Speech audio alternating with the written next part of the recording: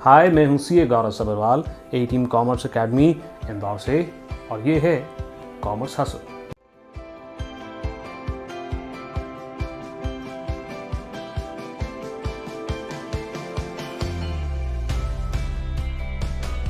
इस वीडियो के अंदर इंडियन इकोनॉमिक डेवलपमेंट की हम शुरुआत करने जा रहे हैं, और ये आपके कोर्स का ऐसा पार्ट है जिसे पढ़ना और रिवीजन करना इक्वली डिफिकल्ट है। इसलिए इस वीडियो की सीरीज़ के अंदर जब हम इंडियन इकोनॉमिक डेवलपमेंट का पूरा कोर्स कवर करेंगे शॉर्ट में, मैं सिर्फ और सिर्फ इंडियन इकोनॉमिक डेवलपमेंट आपको पढ़ाऊंगा नहीं, साथ ही साथ में उसके शॉर्ट नोट्स भी बनवाऊंगा ताकि आपका रिवीजन करना बहुत आसान हो जाए। अब आप नोटिस करोगे तो आपको एक नोट्स का सेक्शन साइड में दिख रहा है। जो भी चीज़ मैं डिस्कस करूंगा उससे रिलेटेड नोट्स आपको यहाँ दिख जाया करेंगे। आप कभी भी वीडियो को पॉज करके इन नोट्स को अपने कॉपी के अंदर लिख सकते हैं। इनफैक्ट मैं रेकमेंड करूंगा कि आप कॉपी और पेन लेकर ही इस वीडियो को देखने के लिए बैठें। और अगर इस सीरीज़ की आने वाली वीडियोज़ को आप मिस नहीं करना चाहते तो सब्सक्राइब बटन क्लिक कर दें, बेल आइकन भी दबा दें और साथ ही साथ में ऑल नोटिफिकेशंस भी ऑन कर लें। फिलहाल आगे बढ़ते हैं हमारे पहले चैप्टर के साथ, Indian economy on the eve of independence. इस चैप्टर के अंदर सबसे पहली बात हम करते हैं कॉलोनियल एक्सप्लॉयटेशन की। चलिए जी, पहले तो ये समझें एक्सप्लॉयटेशन होता क्या है। एक बड़े ही सिंपल से एग्जांपल से मैं आपको समझाता हूँ। ये जैसे आप घर पे बैठे, आपको भूख लग रही है, आपके सामने सब्जी रोटी वगैरह आई, आपने पूरी सब्जी फिनिश कर दी, पूरी रोटी फिनिश कर दी, इसको कहते हैं रिसोर्स का यूटिलाइजेशन। बट अगर आप किसी लेट से शादी में गए हैं, फंक्शन में गए और प्लेट के अंदर आपने इतना खाना भर लिया जो आपको पता है आप ख़त्म नहीं कर सकते और अल्टीमेटली उसे फेंकना ही पड़ेगा। अब ये फेंका हुआ खाना ना ही आपके इस्तेमाल का है और ना ही किसी और का, इसे हम कहते हैं एक्सप्लॉयटेशन। तो कॉलोनियल एक्सप्लॉयटेशन क्या है सर?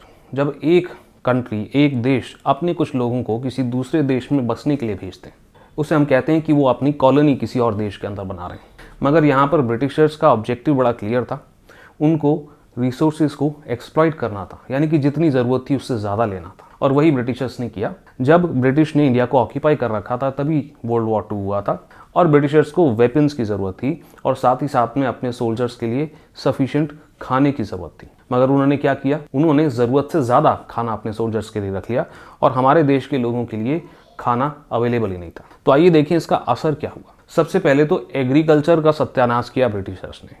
एग्रीकल्चर के अंदर वो ज़मींदारी सिस्टम लेकर आ गए, जिसके अंदर ज़मींदार जो असल में लैंड ओनर्स होते थे वो उनसे एक फिक्स्ड टैक्स वसूला करते थे और वो कहते थे कि आपको पूरा राइट है, आप जितना चाहें टिलर्स से टैक्स वसूल कर सकते हैं। ज़मींदार इस हक का फ़ायदा उठाते थे और जितना उनको रिक्वायर्ड होता था उससे ज़्यादा, यानी कि एक्सप्लॉइट करते थे टिलर्स को, जिसके बाद टिलर्स के पास एक बेसिक सर्वाइवल के लिए ही पैसा बचता था। एग्रीकल्चर को ग्रो करना तो दूर की बात थी और इस पैसे को ज़मींदार बड़े ग्लैडली अपने लग्जूरियस लाइफस्टाइल को जीने के लिए इस्तेमाल करते थे।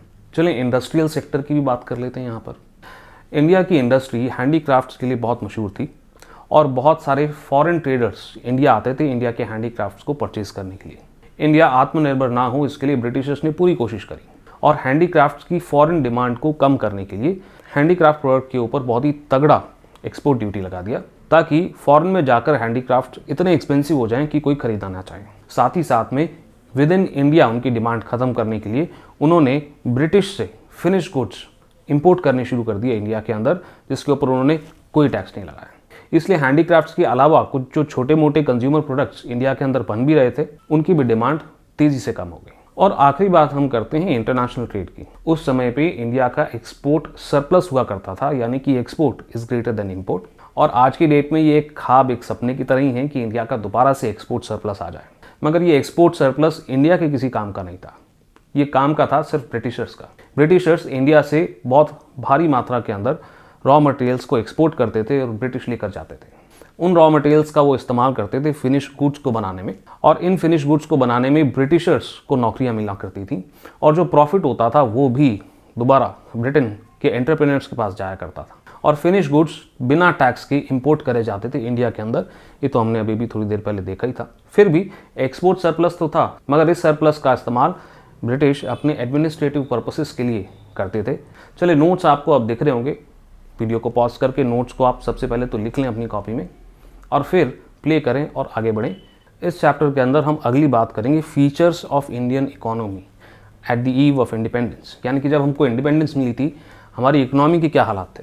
सबसे पहली बात हम करते हैं कि हमारी इकोनॉमी उस टाइम पे एक स्टैग्नेंट इकोनॉमी थी। स्टैग्नेंट इकोनॉमी का मतलब होता है या तो हमारी इकोनॉमी बिल्कुल भी ग्रो नहीं कर रही या फिर बहुत ही थोड़ी सी निग्लेजिबल ग्रोथ हो रही है। स्टैग्नेंट इकोनॉमी का ये भी मतलब होता है कि गरीबी बहुत वाइड स्प्रेड होती है, लोगों के पास खाने पीने तक के पैसे नहीं होते और बहुत ही लो स्टैंडर्ड ऑफ लिविंग होता है। दूसरा पॉइंट कि तब हमारी इकोनॉमी बैकवर्ड थी। इसका मतलब है कि हमारी लो पर कैपिटा इनकम थी। पर कैपिटा इनकम का मतलब होता है हम हमारे देश की इनकम को डिवाइड करते हैं by the total population of the country. अब एक बात ध्यान रखें कि आपके जो नोट्स आपको लिखे हुए दिखाई दे रहे हैं वहाँ पर आपको फिगर्स दिख जाएंगे। अभी मैं फिगर्स को स्टेट नहीं करूँगा। चलें अब थोड़ा एग्रीकल्चरल बैकवर्डनेस की हम बात करते हैं। तो एग्रीकल्चरल बैकवर्डनेस को हम डिफाइन करते हैं लो प्रोडक्शन और लो प्रोडक्टिविटी से। लो प्रोडक्शन का मतलब है जो टोटल आउटपुट फूड ग्रेन्स का प्रोड्यूस हो रहा था वो कम था, और प्रोडक्टिविटी का मतलब होता है गिवन स्पेस के अंदर जितना आउटपुट हम प्रोड्यूस कर सकते हैं हम उतना प्रोड्यूस नहीं कर रहे, उससे कम कर रहे हैं। इसे आउटपुट पर हेक्टेयर में हम मेजर करते हैं। हैरानी की बात तो ये है कि 72% हमारी पॉपुलेशन एग्रीकल्चर में लगी थी, मगर एग्रीकल्चर से आई हुई इनकम हमारी जीडीपी का सिर्फ 50% ही कंट्रीब्यूट करते थे। इसका मतलब एग्रीकल्चर में सब लगे तो थे मगर एफिशिएंटली एग्रीकल्चर नहीं हो रहा था। यहाँ पर हम बेसिक फूड ग्रेन्स यानी कि वीट और राइस की ही बात कर रहे हैं और उनका डेटा आपको नोट्स में दिख रहा होगा। बस यहाँ पर 100 बात की एक बात यह है कि फूड ग्रेन्स का प्रोडक्शन बियरली इतना था कि लोग खुद की एग्जिस्टेंस और सर्वाइवल को इंश्योर कर सकें, तो उन्हें कमर्शियली किसी और को बेचना तो दूर की बात थी। हमारा इंडस्ट्रियल सेक्टर भी बैकवर्ड था। जानबूझ के इंडिया को डी इंडस्ट्रियलाइज किया गया था ताकि इंडिया कभी भी ग्रोथ के बारे में सोच ना सके। ये तो हम कॉलोनियल एक्सप्लॉयटेशन के अंदर देख ही चुके हैं। किसी भी देश की बैकबोन यानी कि सबसे ज़्यादा जॉब प्रोवाइडर होते हैं स्मॉल स्केल इंडस्ट्रीज और कॉटेज इंडस्ट्री, भले वो इंडिया हो या अमेरिका हो, और उनकी हालत बहुत ही खस्ता थी।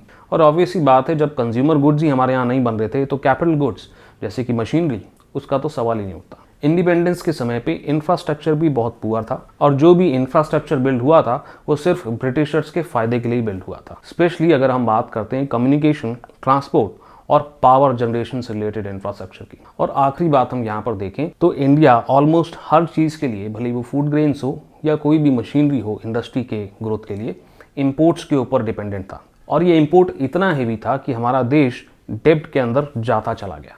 भले ही वो हमारे पड़ोसियों से लड़ने के लिए हमें वेपन्स या डिफेंस इक्विपमेंट की ज़रूरत हो, या फिर इंडस्ट्री को डेवलप करने के लिए मशीनरी या दूसरे कुछ इक्विपमेंट्स की ज़रूरत हो, तो अब वीडियो को पॉज करें और नोट्स लिख लें। चलिए, आई होप कि आपका इस वीडियो से आपकी इंडियन इकोनॉमिक डेवलपमेंट की रिवीजन में कुछ मदद मिल रही हो। अगर मिल रही है तो प्लीज़ इस वीडियो को लाइक कर दो और शेयर करो अपने दोस्तों के साथ जिन्हें आपको लगता है कि इस वीडियो की ज़रूरत हो। सब्सक्राइब करना ना भूलें ताकि आगे चल के कोई वीडियो आप मिस ना करें। अभी के लिए इतना ही। आपके सीए गौरव सर आपको नेक्स्ट वीडियो में मिलेंगे।